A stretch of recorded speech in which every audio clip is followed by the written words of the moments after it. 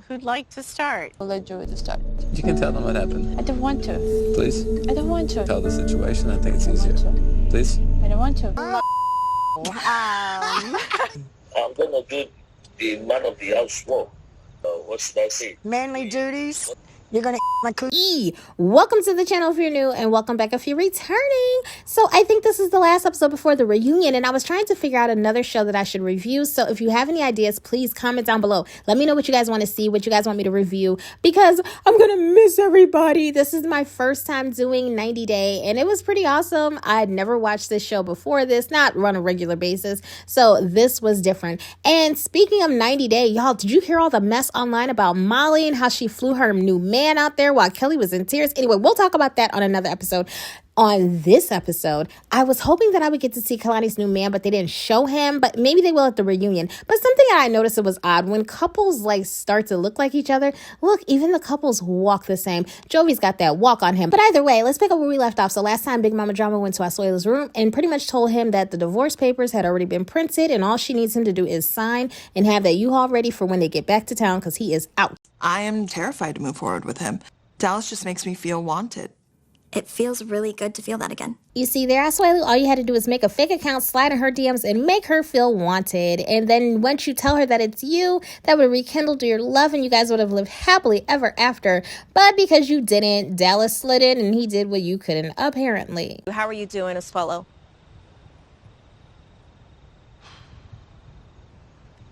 You ever just be going through something and then somebody asks you like one of the stupidest questions ever on earth? Like, how do you think he's doing? How would you be doing if your wife did this to you on public television and like the world saw it and you just felt like an idiot and there was nothing you could do except show up or else they wouldn't give you your check? I think both of us are feeling a little heartbroken, and we both still haven't really fully processed everything. Process what? Exactly. Process what? Because it seems as though Big Mama Drama has processed everything that needs to be processed. Like, she's good to go. As a matter of fact, her and her sister were cracking jokes and she was trying to pick out her outfit for the recommitment ceremony. And Big Mama Drama has actually bounced back pretty well. So something tells me that she had already checked out before they even came here. This is not something that she has to go through. Meanwhile, Asuelu's sitting there looking worse than Kelly did. And it's actually understandable because Asuelu is married to Kalani and Kelly was not married to Molly. I got Ed a ring more than a year ago. I've never given it to him. Not gonna lie, y'all. So initially I was like, okay, she bought him a ring. Didn't in the last episode, didn't just complain about the fact that she's like emasculating him and embarrassing him and not allowing him to be the man. I'm like, now she bought him a ring and she's gonna give it to him. Like, why is she proposing to him? But then I thought, if they were to get married, I guess as the wife or the soon-to-be wife, she would actually purchase her husband's ring. So maybe it's not so weird that she actually got him the ring. Maybe she's just waiting for the ceremony, but she bought it ahead of time. Yeah, we could only hope, because then we see later in the video that it is exactly the opposite. She bought the ring because she wanted to be the man and she proposed. I am one for tradition. I don't know. Y'all comment down below and let me know what you guys think. But I'm not a fan of her as a woman proposing to him. It just doesn't seem right. And it seems to go against what he wanted. But he definitely took on the role as the gushing bride-to-be once he saw that ring. Over on the other side of the resort, so Asuelu is sitting down and he's trying to write down all the things he's going to say for the commitment ceremony. And I wonder how much in advance he knew that he was going to be single, because I'm like, did this all just come out of the blue and it just hit him real time? Or did he have some type of a warning that him and Kalani were not going to be together? Either way it goes, he's doing his little thing and Kalani cannot be bothered. She's over there trying to pick out her outfit for after the ceremony when she hooks up with Dallas. Her and her sister are getting ready and this girl looks like she has not one care in the world. I'll look like a sunset. And you'll walk right off into By myself. While Kalani is over there imploding her relationship and plotting on her plans to move on with Dallas, we do have at least one couple here who would like to stay together, and that's Yara and Jovi. Well, Jovi would like to stay together, although his actions tell me he really wants to be single, and Yara seems like the only one who wants to be in the relationship. Once push comes to shove and now it's time to make a decision, Jovi is not trying to be left alone. He wants to be with his wife, but you know, I don't know. We'll talk about them in a second, but yeah, there's a lot of stuff going on there, and for a split second, I did think that maybe Yara was going to leave him, but no, Yara's not going anywhere. And even though Jovi won't have to plan for life without Yara after season 1, Big Ed is already planning for the worst. We're never going to be done with therapy, I feel, to be successful. I need you guys to sign off in the comment section. So Big Ed is saying that in order to have a successful relationship, you will need counseling forever. I just don't agree. I believe that there are some people who need counseling, and then I feel that there are others who just don't. Counseling is not something that every single person in the world needs. Some people are able to hold themselves accountable and actually sit down and talk with their partners, and they have healthy communication. And I'm not saying counseling is bad. I think counseling is definitely necessary for some people, but I think that if you go into it like, oh, you have to have counseling for your entire life, you never really build up your own intuition and guide yourself because you have that crutch to rely on. But either way, y'all let me know what you guys think down below. Whether or not Liz and I move forward, I'm going to come out a better man. That I know. Say I'm good with or without you without saying I'm good with or without you. I'm not mad at Ed for having that mindset, but damn, that was kind of rough, don't you think? Like, if I was Liz, I would feel like trash right now that my guy's like, listen, whether you stay or go, I'm good. Oh, what do you guys think? Anywho, the counselors got Yara to explain how Jovi made her feel when he lied to her about going to the club with the boys. Shame is the most familiar feeling which I ever feel. So the next day, the counselor meets with Yara, and they're trying to figure out why Yara feels so much shame for Jovi's actions. And I'm feeling like I think that it's normal. I was raised in a church, and shaming tactics are absolutely a thing. A lot of times, shame keeps people from doing certain things because they don't want the people in their community, their loved ones, their family to look at them a certain way. So shame is not always a bad thing. The fact that Yara takes it on as hard as she does, I think that can be a little toxic, but I understand her feeling responsible for her husband, and that his actions do bring shame upon her and their family. And he's looking at like he can do what he wants to do because it's not going to reflect poorly on Yara, but that's just not true. I personally don't believe that Yara's biggest issue is shame. I believe that Yara is embarrassed and her self-esteem takes a hit when Jovi is out there with other women, and that makes her start to look at what is she not doing right. But I don't think that it's shame that Jovi is bringing upon her. I think it's embarrassment and not feeling worthy. Just my opinion. How do we get past that? Did this idiot really just ask that question? See, the dumb look on his face is why people think that he's a fool. So I can see, is he asking in general, how do we get past these situations when we find ourselves in them? Or is he asking about this specific situation? Because this just happened last night. What is there for her to get past it? I have a way for you not to get in it. Tell the truth and quit lying to your wife, and then you won't have anything that you have to work through with her and put her through that. I tell you about my insecurity. I'm so freaking insecure about my body. I do not like my body. Enough of Yara and the body image issues and the self-worth issues.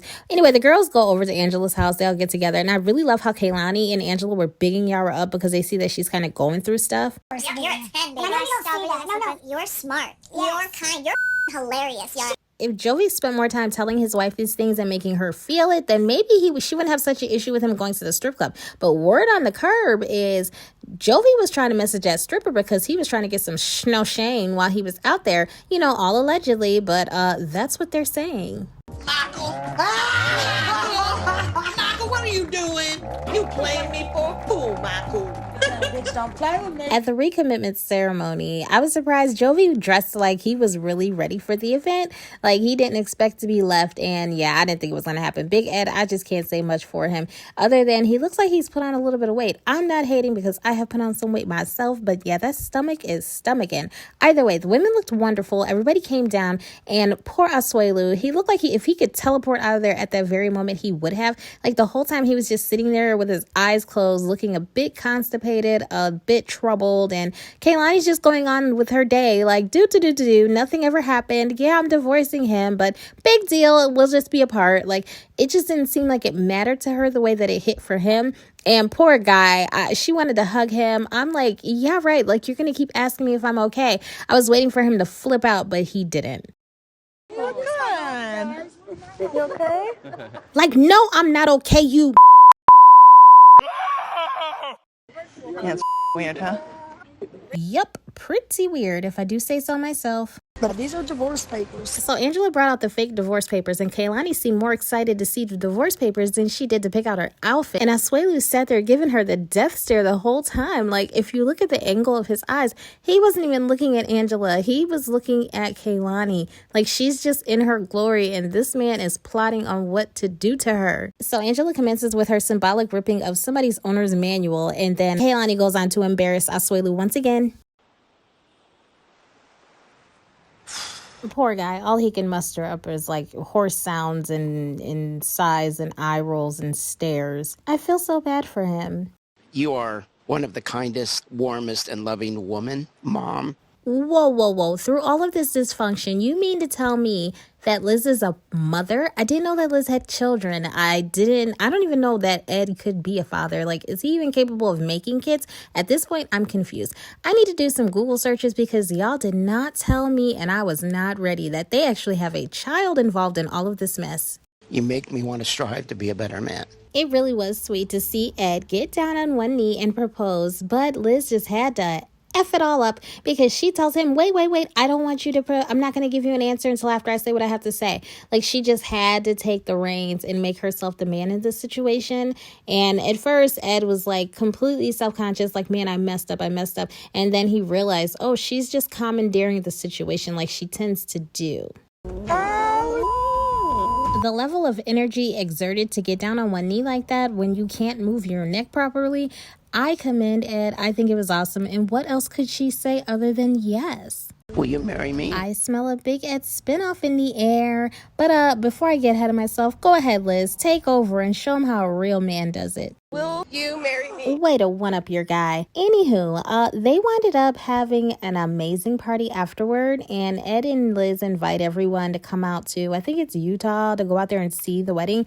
I would love to be a guest at their wedding. As a matter of fact, I have the perfect dress. I think that with the way that they act, it would be interesting to see them actually make it to the aisle, much less down the aisle. But either way, I wish them the best of luck.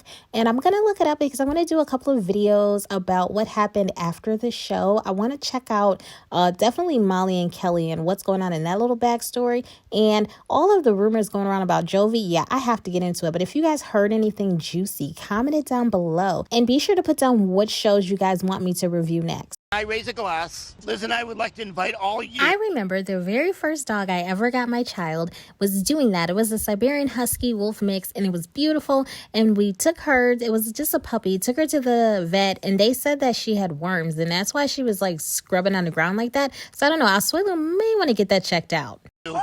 To Arkansas for our wedding. Yeah! So does Kalani show up with Memphis or does she show up with Asuelu? Does Asuelu show up with one of his Samoan women that he got the thrush from, or does he go solo?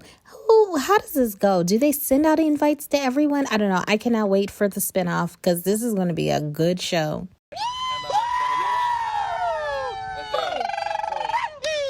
I just want to say, too, It's like borderline drunk, borderline crazy, and borderline, I don't know, natural. I wonder if he's like inebriated or if this is just him. Either way, Asuelu is always the life of the party, and I can see why Kalani and him have a good time the way they do, because she seems like a lot of fun too. But I don't know, I'm kind of bummed because I really wanted her man to come crash the show. Yes. I wanted to see everybody walk out of here happy. Are you guys gonna kiss now? It's really good to see Jovi and Big Ed get along, but I'm just wondering, like, Big Ed looks like he's very sweaty and very greasy. I don't know that I would put my lips on that. Either way, Jovi did it. He went in for it, and kudos to him. But it seemed like, I don't know, I was getting vibes between Yara, Jovi, and Big Mama Drama, kind of like some three-way stuff. Well, I don't know. They seem very, very friendly, very, very flirty, and I could tell that. Anyway, that'll be for like a Patreon episode, y'all. You guys made it. You guys are friends.